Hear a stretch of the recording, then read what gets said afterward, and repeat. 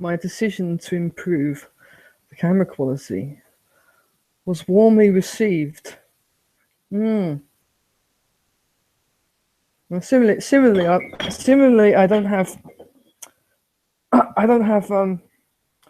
a specific direction for this webcast. The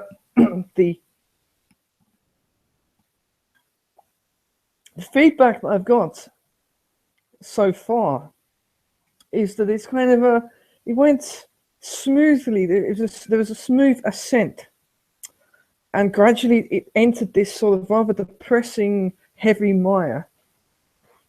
And when you're going into areas like libertarianism, unless you are deeply, deeply schooled in that area, you begin to regret it. You can begin to think, oh dear, what the hell have I got myself into? Right. What have I got myself into? Right. So, yeah. I've happened to mention in the last web, there was a recess, okay? So, following the recess, the first part of this webcast, I talked about aging ungracefully and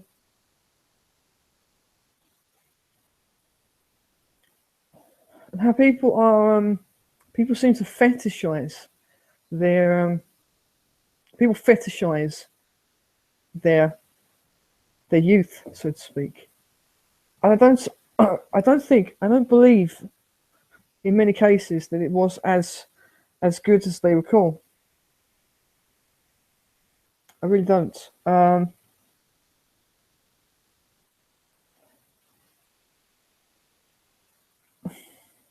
Right. No, yeah.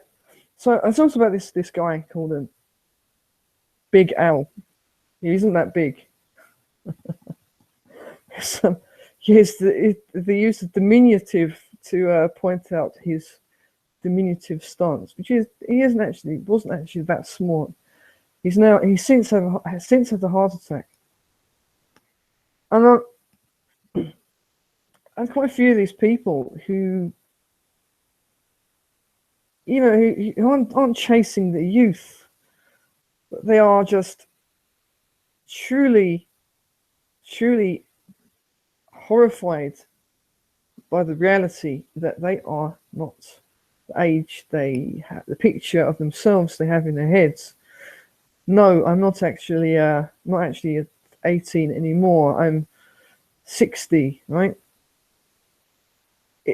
It's really a horrifying thing to imagine.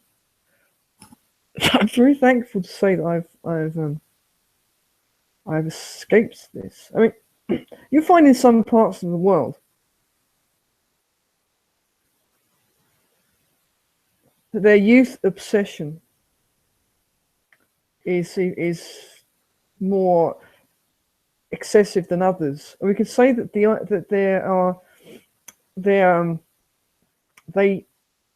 have a greater need to place everybody in their age category. So they don't tend to be nightclubs that have a sort of mixed clientele base, right? If anybody is sort of a few years older than a few years older than their early 20s, right? A few years older, their questions, why are you here? Why shouldn't I be here? The freedom of association doesn't really extend to countries that have had a greater than moderate dose of socialism. Everyone is checking on everyone else. Everybody is everybody else's policeman. Freedom of association, when you try and describe it to them, that, well, if I have this burger stand and I whereas have a policy that I won't serve transsexuals mustard or something. It's at my discretion to not to do so, right? Were a transsexual running a burger stand, and I only wish to serve burgers to fellow transsexuals, then that's okay. That's freedom of association. If one is ruining their profits by yes, deciding whose custom, obviously deciding whose custom they want, that's a classical liberal ideal, right? So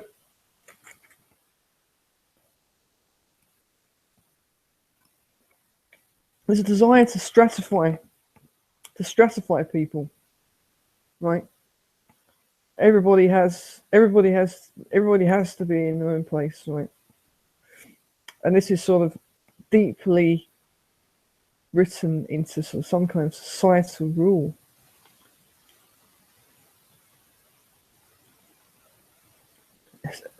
When you realize that somebody at 27 is considered too old to be in a place, then you really have some excessive ageism on your hands, right? When the window of youth and the window is so narrow that you sort of 2 years considered to be 2 years out of place. Why can't there be somewhere? Why can't there be anywhere where difference is the norm, so to speak, right? I do experience this more in countries that have larger populations. Ones that have smaller populations, far more stratified, far more stratified. Right. I mean, it isn't freedom of association, it is the exact opposite, right? The exact opposite. But I mean, then again, I'm not going to sit complaining about nightclubs because I don't wish to frequent the places. Oh, I just had a mystery viewer. Interesting. But the views to this web stream, I know this isn't the most interesting thing for you, perhaps, but the views have been considerably higher than usual, and the amounts of people who've liked the video. I'm really intrigued by this. I want to know, what did I do right? Tell me. Send a stamped addressed envelope to no, I'm not giving them my address, but please tell me what I did right, and I'll do more of it. Don't tell me what I did wrong, because I'm working on it. There's this hilarious troll. I mentioned him in the last, in the first hour, right?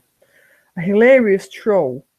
And funny, what is hilarious is this particular troll used to be a co-host on the radio show that I did. Radio show, a webcast show, and I may look for these episodes somewhere, because I believe that they are still floating around on iTunes.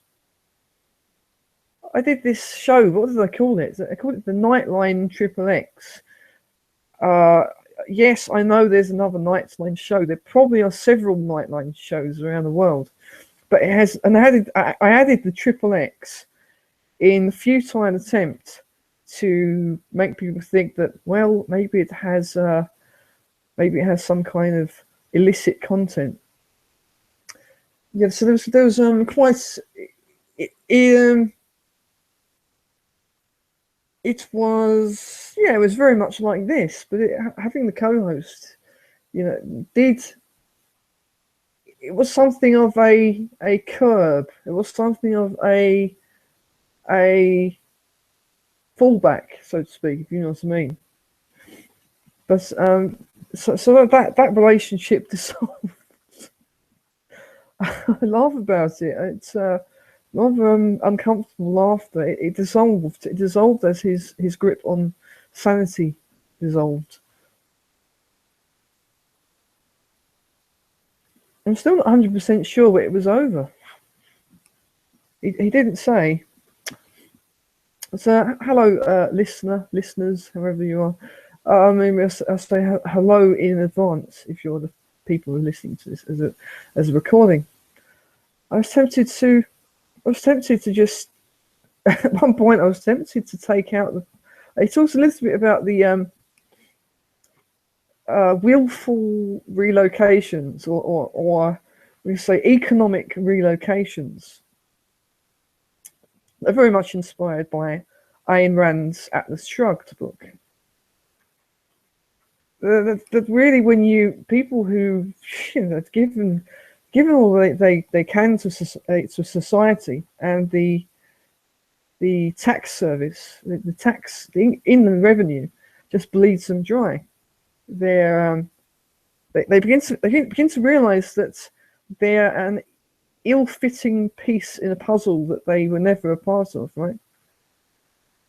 Hang on, does that make sense? An ill-fitting piece of a puzzle that they were never a part of. Anyway, yeah. Square peg, round hole, round peg, square hole. So the grass is greener, or maybe it's due to some criminal activity, fraudulent activity that makes it a good idea for them to disappear. But this book that I'm reading, I have it here. It's just hide your assets and disappear. Don't you like the fact that the S's are turned into dollars? Well, if you're actually searching for this online, the fact that the S's are dollars is pretty irritating. So there's a list of all these countries where you could disappear to. Starts with the central north. It starts with North America, which Mexico is rated, has a rating. How many stars does it have? In terms of a location, it has 4 stars. It tells you the parts of the country it's moved to. And it goes further. It goes to Belize. Any libertarian will have thoughts about Belize. It's kind of joked about. This is like our haven because it has exceedingly. It has non-existent. It has no income tax. There is no income tax. It's generally a small country in terms of population and geographically. The standard of living is damned high. They don't have air conditioning, but they have houses that are made that have like an airflow design. I can think how that would work.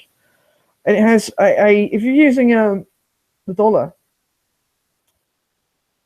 up to about 20% interest. So even if you'd put sort of like, let's say 10,000 in the bank, you'll see that growing. But then there's the question of what would somebody do if they decided to move to a country where they may or may not speak the language. One thing that I know about Belize, I heard Edmund Pankow mentioning, it's a former British colony, and it still has that. As many of these colonies are, it still has that. The effects are still there. It still has the British style legal system, which is a good idea. But then again, there are down points. You say that for Belize, these are the. Does it have the star rating? It has, yeah. So as a location, 4 stars. Legal system 5. It's not the third world. It has a first world legal system. Banking only has 4. Infrastructure 2.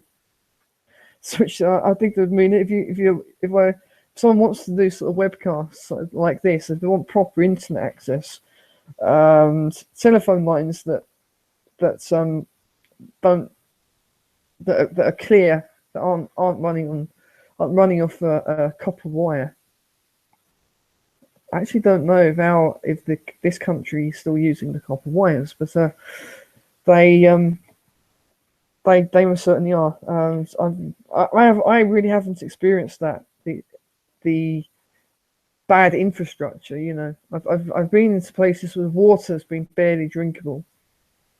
In fact, you've been advised not to drink the water. And in terms of electricity and such, I didn't experience a power cut. I mean, where I'm from, the United Kingdom, we'd experience 2 or 3 power cuts a year at one point. And today, people would be very surprised to experience a power cut.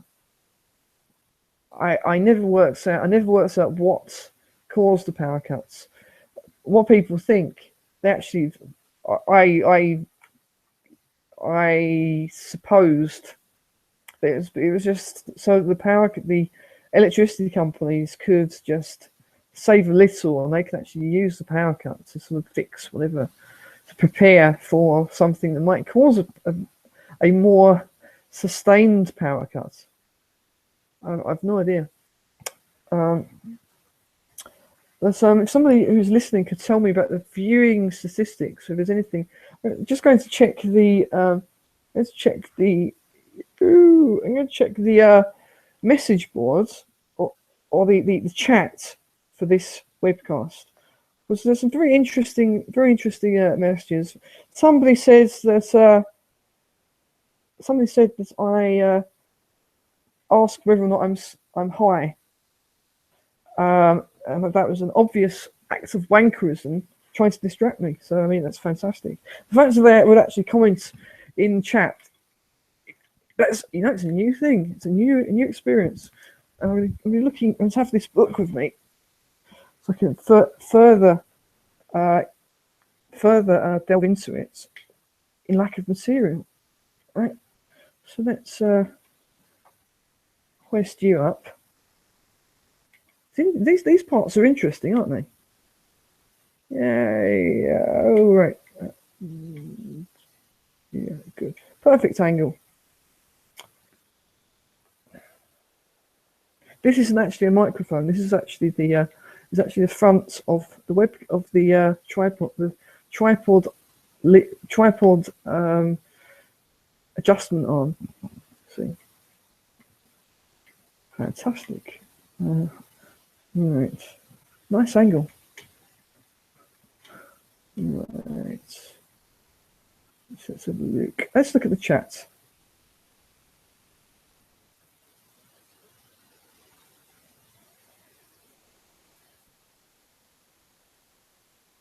Right,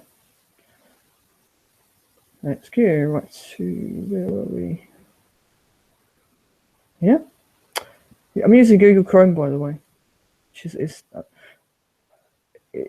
Yeah, well, one thing I'm going to say about it is it's fast, but it's very memory hungry. So, yeah, I'm quite nervous about actually viewing whilst viewing the web stream that I'm part of. And I'm probably going to get a lot of feedback or something. I'll hear my own voice coming back at me. Oh my goodness me. What's in the chat? Is anyone in the chat? 2 views. I'm not even sure. I'm not sure how this is going to work.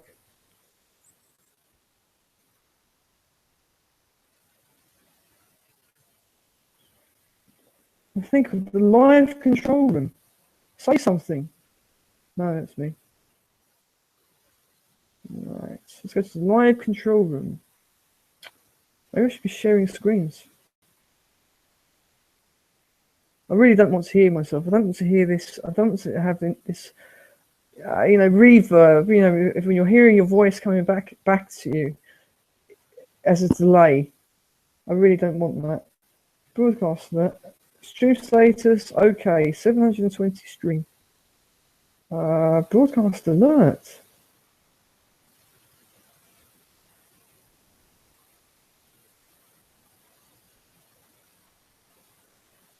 Broadcast has ended this event early.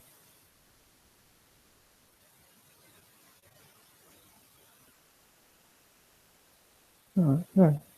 It'd be nice if I could just send like this digital glass of water, just chuck it in people's faces. Like, you fucking listen. You cunts. Fucking listen to this. Slates insertion. What are they? Ads insertion. Create highlight.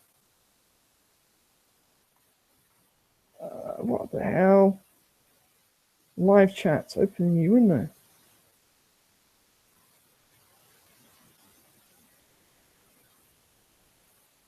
Oh, live chat. Okay. If you wish to comment on the show, you may do so. This was other countries people can move to. Australia, that's run of the mill, right?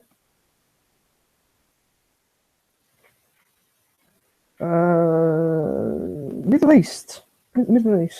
Right.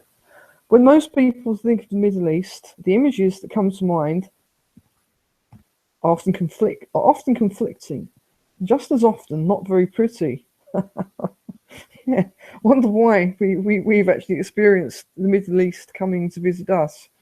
On the one hand, we have the quaint, trendy refuge of brilliant portrays in the movie Casablanca. Funny, Casablanca means the White House. Did you know that? On the other hand, we have burned into our consciousness the images of buildings destroyed by centuries-old wars and modern terrorists. Because there are.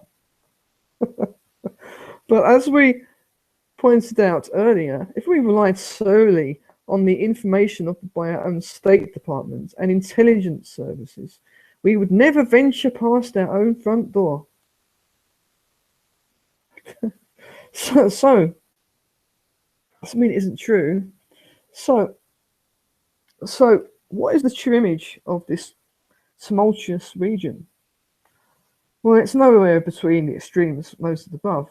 Yes, there are trendy enclaves of terribly chic expats, and yes, there are fanatics who destroy allegedly for the glory of their creator. There are also simple folk who yearn to live their lives, undisturbed by the events of the world, and who offer a hand in friendship to all who come to cherish their homelands. The tricky part for the expat is finding the one whilst avoiding the other. It can indeed be done, but it requires knowledge, planning, and a special type of personality which allows others to live as they will, no matter how different they may appear. I mean, when you think of it, this is something that's never crossed my mind. But Turkey, you do hear positive things about Turkey. Living in the Middle East, what? I know that quite a few Americans do.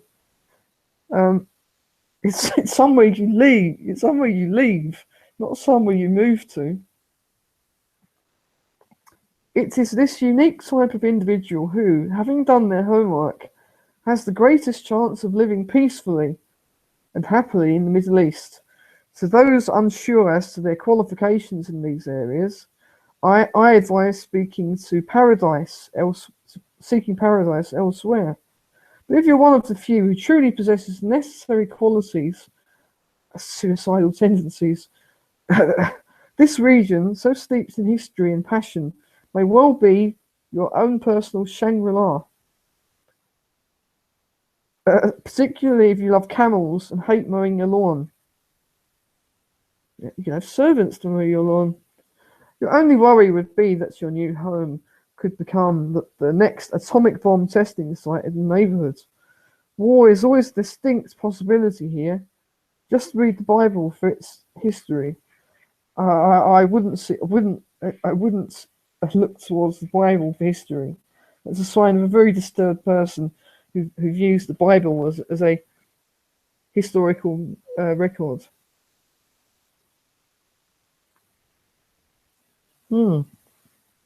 Turkey, the Pacific, Turkey. Okay.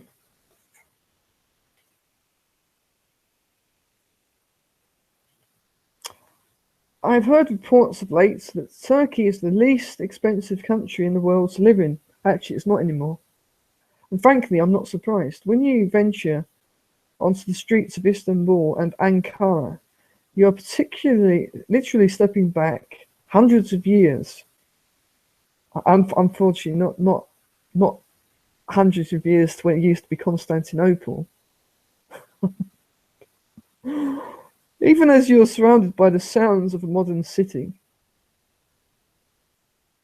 the area fairly screams of a picture book image of the Middle East, with a rural ambience being felt, even in the large cities. Driving in Turkey can best be described as acting out a death wish in the midst of apparently suicidal hordes. If there are traffic laws, they exist only on paper in some bureaucrat's office, certainly not out on the streets.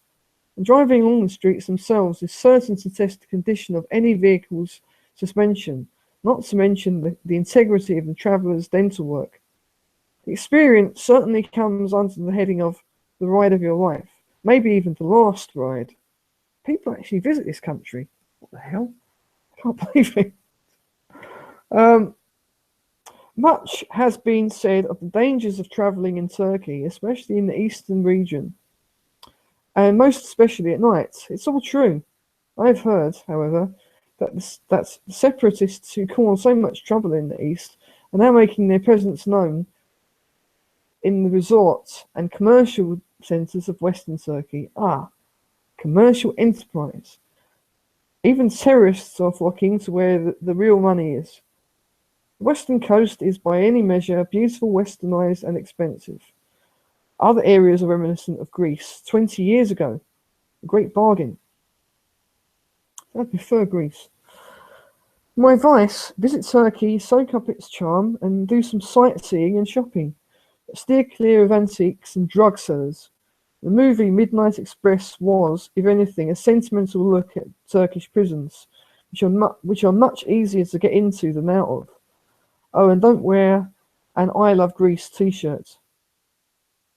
If you enjoy the hybrid East-West atmosphere of Western Turkey and find the cost of accommodations within your budget, then settle into your new home and enjoy it.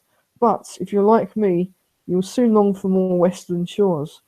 And when you've fully tasted the age-old delights of this fascinating country, you'll leave and go somewhere where the culture shock will be of a lower voltage.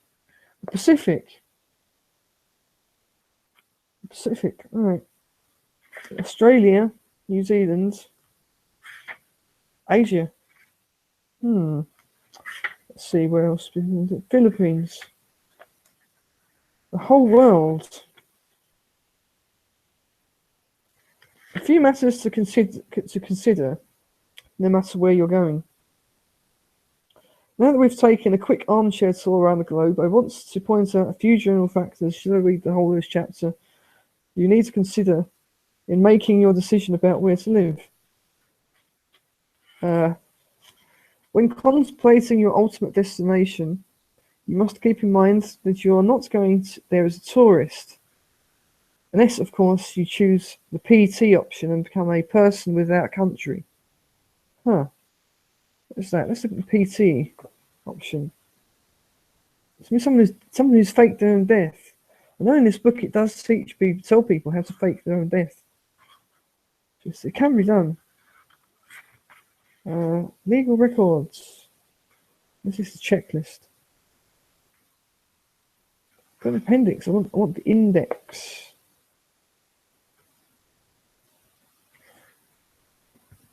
My goodness, a long list of websites. Before you leave, this is like a checklist. What to take with you? First thing is passports.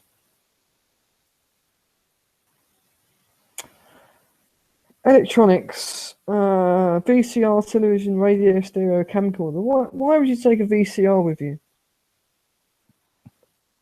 This is when was this book written? When was it published?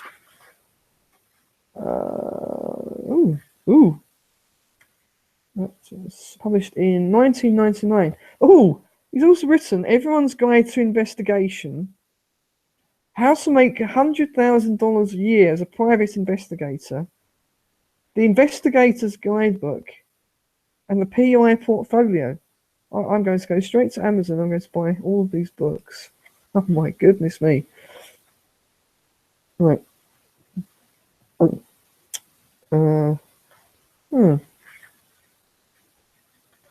Pretty much what the hell?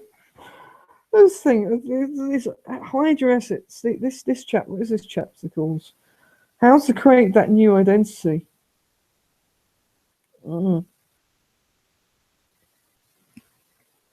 Graveyard Gambit. One of the tried and true methods for assuming another identity is to go to the local cemetery and look for someone who was born around the time you were and is now peacefully reposing at Club Dead or at Hotel Forest Lawn. Pick somebody, A, of the same sex, B, a little younger than you. If you look or feel youthful and think you can carry it off, and C, someone who died before they turned 16. Write down that person's date of birth, date of death, and their full legal name. You should choose someone who died no later than their early teens. If you're a person with no scruples whatsoever, try it. Because a person of that age would not have acquired a driver's license or other identification that puts them in the system. In the United Kingdom, when you reach 18, when you reach when you are 18 years of age, you get your national insurance card. You're in the system. More than likely, they also would not have obtained a social security number. Of course, the latter will probably be true of future generations. While most of today's adults didn't get social security numbers until they applied for their first job or joined the military, children these days are assigned numbers at birth. Yes, they are. They are in this country as well. Or within their first year of birth. Shades of Orwell, well, not quite, at least not yet. But parents can no longer deduct a child on their tax return unless the child has a social security number. That's a gotcha from Uncle Sam. Suffix diminutive for a country name. Most countries. After you found the person whose identity you want to assume, you can take the name and date of birth of the deceased. Actually, by the way, I haven't read this chapter yet, and apply for a copy of their birth certificate with the State Departments of Vital Statistics. Even though the graveyard trick has been known and used for a long time. Oh, I need some more water.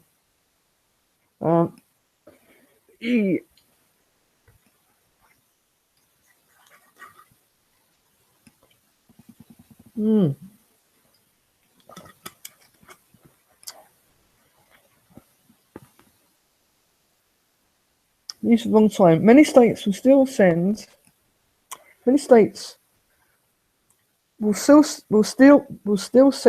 you a birth certificate without trying to verify the identity of the person making the request. Some few will ask that you provide another form of identification, but this is the exception, not the rule. Use a private storefront, post office, such as mailbox, etc., that will give you an address that looks and acts like a street address rather than merely a PO box number. Once you've obtained a birth certificate, it is very easy to get a driver's license, a social security card, a passport, and any other identification in the new name, because all of them key back to the birth certificate as the ultimate source of identification. You may be asked why you don't have these other documents now. All you have to do is explain you have been living out of the country and haven't needed a driver's license or social security number until now.